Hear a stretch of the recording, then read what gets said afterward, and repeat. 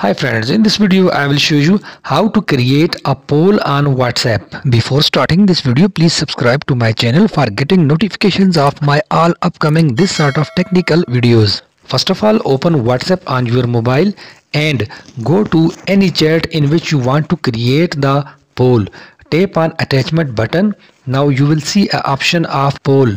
Tap on it. Here you have to type a question. For example, I type a question: most spoken language in the world is. Below you will see two options. For example, I write here, first option is English, second option is Arabic, and third option is Chinese.